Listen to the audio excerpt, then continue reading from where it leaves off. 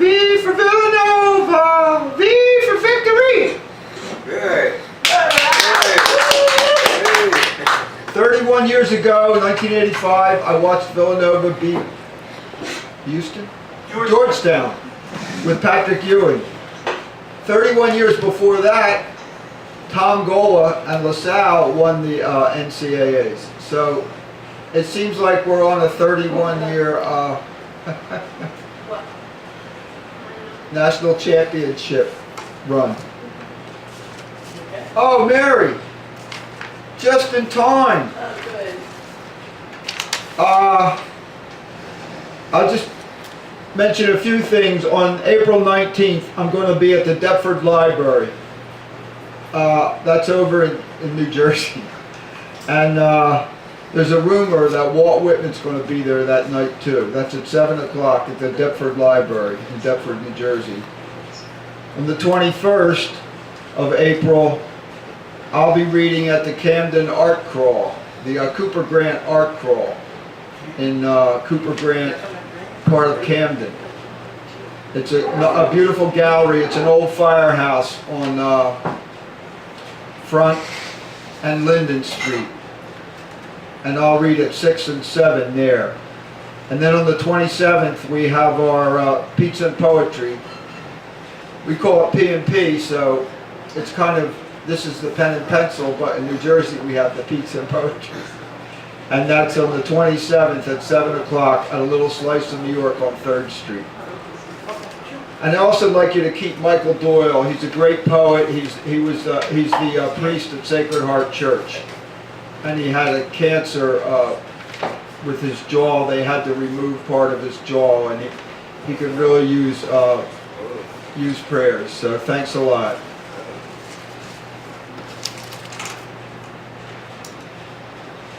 And now for March Madness.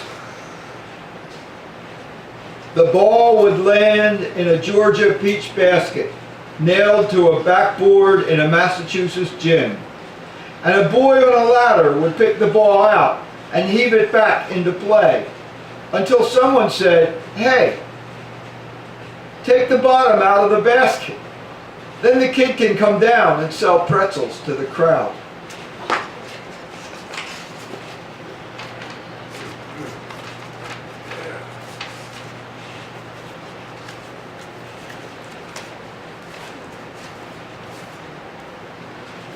And this one is called Shortcuts. My father had special scissors with rounded ends for cutting nose hairs. To me, living in a tree house in the Berkeley Hills in 1969, Dad's fastidiousness was just part of his strange dance to the far right. In a three-piece suit, fedora, and solid red tie, my father traveled the hills of Pennsylvania, selling his dye stuffs, while I, in tie-dye, traveled the hills around San Francisco Bay, watching red-tailed hawks soar above pages of my poetry.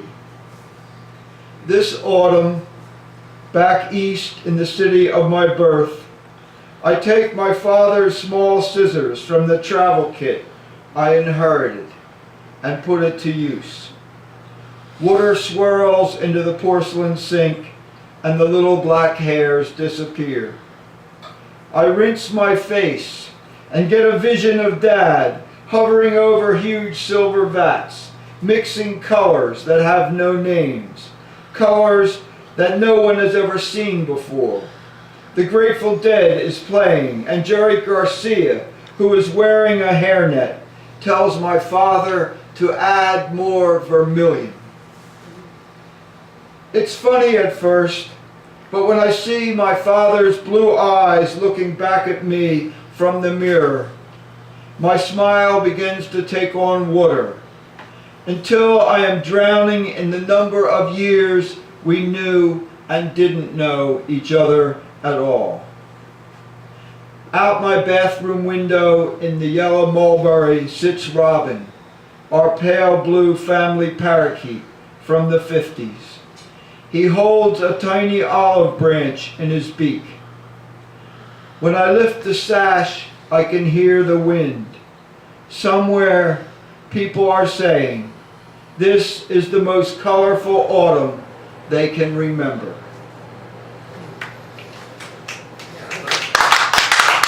Oh, thank you. Thank you. And this is the one I'm in, right, Mr. Rocky? Yes, Bongo, you're in this one. You know, a fair number of people say, what's with the puppets? Why do you have a puppet? Well, you know. So, this is the answer, part of the answer. Local anthem. I live in Camden, see. Not exactly what people have in mind when they sing Home of the Brave and Land of the Free. But my angels have gotten me out of some squeezes. The crackhead's knife missed my lung by half an inch. A young girl once pleaded and pushed me off a mean street in Parkside. I had been her substitute teacher and she called me bad, which meant I was good. Then this gang saw me jogging over by Camden High and was ready to bust me up when they saw a monkey on my hand and realized, hey, this dude is the puppet man. What saves our lives? A 6th grade girl, a little cloth monkey, a dull knife, and angel's wings brushing through the ghetto night.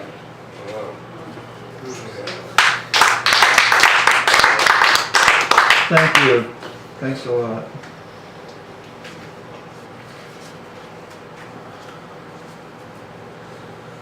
I took the Squaw Valley Writers Workshop one year out in California, and we'd leave our poems out front of our door at night, and then they'd come around in the morning, pick them up, and make copies of them for everybody in the workshop. But I looked in the basket. Mine was the only poem in the basket because I'd written it out. Everybody else had what do you call them? Computers. Traveling things they could type on. So I got to Sharon Old's workshop, and everybody, all the poems are handed out. They're all typed really nice and neat. And then there's mine with my little scrawl, handwritten. So when Sharon Olds gets to my poem, I'm thinking, oh, this is. She says, oh, a homemade poem. I was so happy. The wisdom of owls. The perfect line came over the ridge with the just beginning to wane moon. I woke in the moose quilt bed with 10 or so words that I felt sure would become my owl totem and lead me on silent wings to a wonderful poem. No need to write the line down, no way I could forget it. But when the sun finally broke the moon's hold, poof, I imagined all these killer first lines, these dazzlers, these hook, line, and depth charged lines lost in a flimsy red-eyed dreamland, but perhaps not totally gone, perhaps able to be border collied into a green pasture somewhere with someone like Rumi to tend them. Free-range lines, organic, grain-fed lines. No, you cannot buy these lines or even study hard enough to produce them yourself. You could just let your own owl loose on the moon-swept edges of the dark and hope for the best. And maybe decades later, you will eschew morphine on your going home bed, and that lost line will fly through the window of the hospice and aha you with the brilliance of the aurora borealis. In fact, all that you have lost may well return on snowy wings to build a star-studded staircase for the climb up past the raised eyebrow of the moon to the house of light and song that Rumi has prepared for you.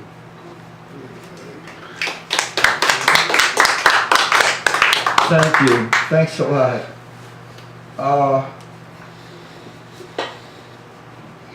My friend Mary's is here who loves haiku, so I'll do a few.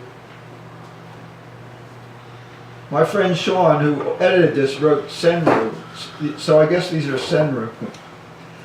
Across the Walt Whitman Bridge, trucks full of artificial grass. Writing haiku on the back of the tax form, auditing myself.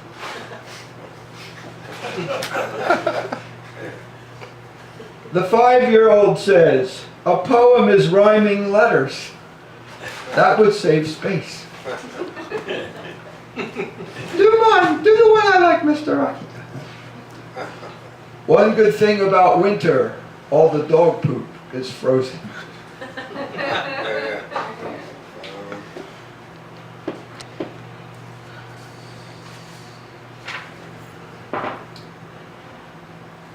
Well, last Sunday, Bongo and we got our pictures in the Camden or the Courier Post.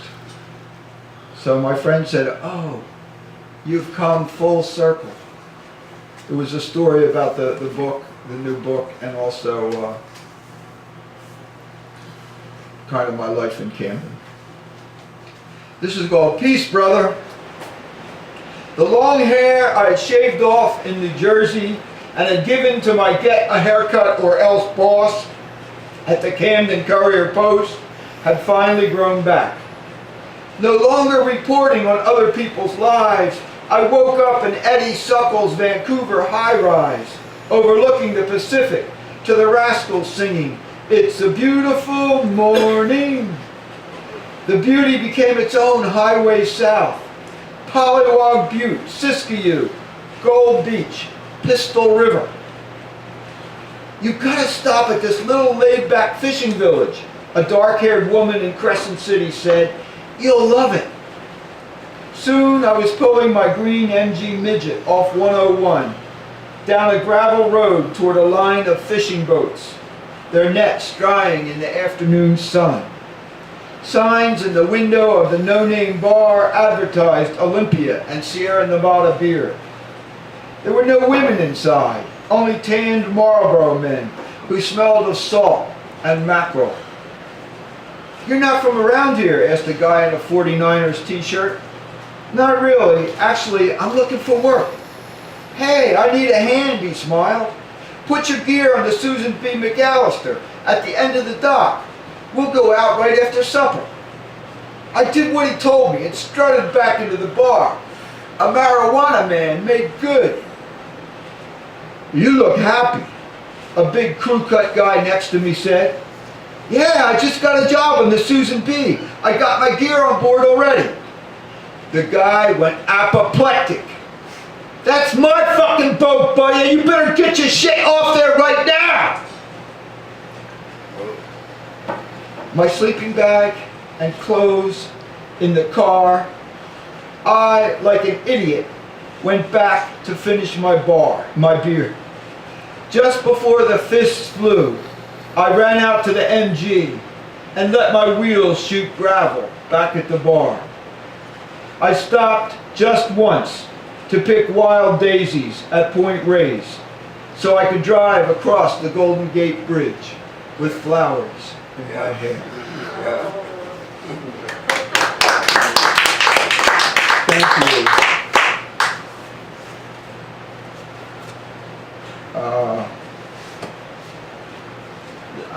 I don't know, JC might know this man. Dave Simpson. I do. Yeah. I did. Yeah. Beautiful poet. Oh my God.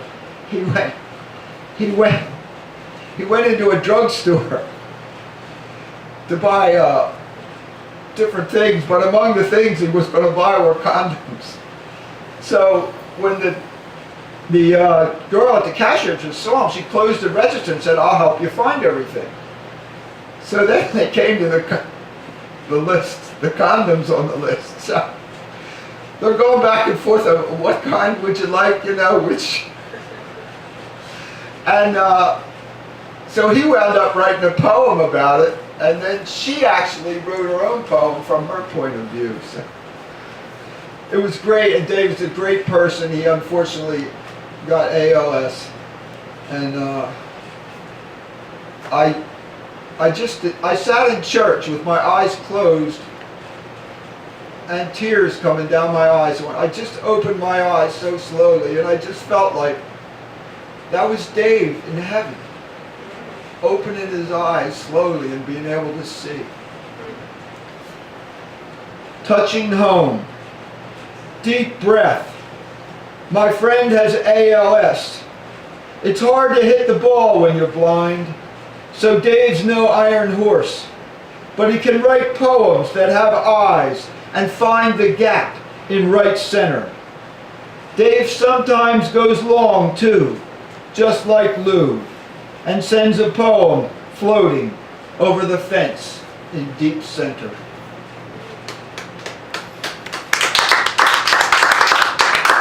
Thank you.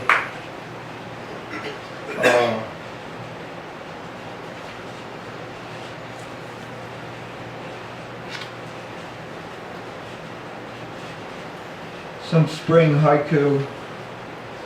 After the rain, spring sun on pine needles, warmth on my bald spot. The mallard at Lake Center, acting like a loo.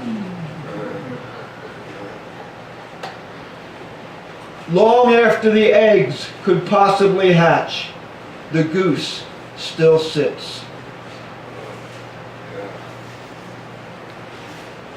How's the time? About 5-8 minutes, somewhere around there. Okay.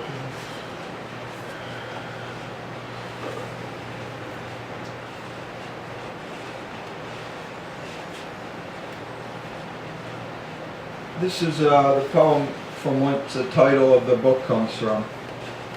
It's called A Chance. I didn't take a chance and leave my anti-thesis on word pollution with a publisher in New York. I didn't take a chance and really try at my one and only job interview for a dance position, even though it would have meant working with a wonderful Russian dancer named Natasha.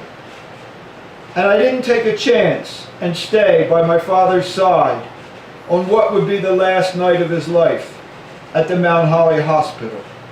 I didn't want to miss the last bus to Camden.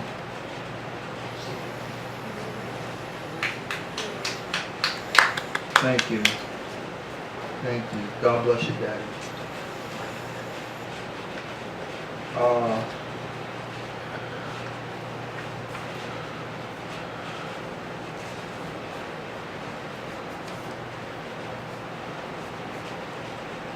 There are no movie houses left in Camden.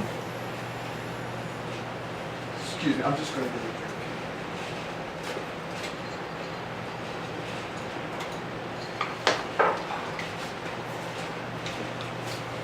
There are no movie houses left in Camden. Guess who's coming to dinner? The marquee on the old Stanley Theater asked, and I adventured from the suburbs to find out. I saw Sidney Poitier sit down to eat with the white people, and never dreamed that one day I would be living a few blocks away, right next to the hospital where I was born. I never dreamed that a mother of color whose sons broke into my house when I went out would invite me to dinner. Never dreamed that 6 months later there would be a birthday cake with my name on it. Never dreamed that one Sunday this family would take me to church and rock my Presbyterian upbringing to its roots. Rock of my soul in the bosom of Abraham. Oh, rock of my soul. Never dreamed that on the take me out to the ball game Saturday, I'd be escorted out of Vet Stadium because the two boys who had done most of the stealing from me had poured their cokes down on people in the lower level. Never dreamed I could become so detached from material things like the clock, radio, fan, and typewriter. Never dreamed a black family would be calling me Uncle Rocky. Never dreamed that one of the kids, when asked, "How can a white man be your uncle?" would answer firmly, "He is too our uncle." Never dreamed that years after that first dinner, I'd be standing before a sea of brown faces, reading a eulogy I had written for Mom Sumter. No, I never dreamed how rich I could become in the poorest city in America.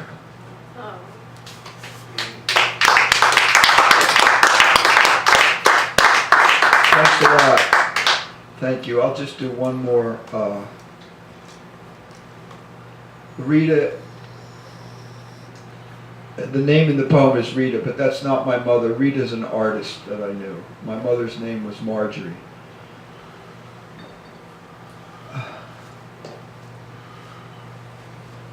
Rita, my mother, saw daffodils. Rita, I remember our conversation. Old wood begins to sprout leaves. Trees grow where desks stand. The history of the people carved into them. Meanwhile, Jackson Pollock's mom continues to mess up her apron with all kinds of colorful food, hoping the grandchildren will catch the hint Jackson did and paint. It was so many beets and tomatoes and mustard squeezes ago. It's hard to remember all the debts we owe. My mother saw daffodils. I was cleaning her windows for her and dropped the yellow paper towels on to the grass. But she didn't see a messed up yard. She saw daffodils. She saw. Wow.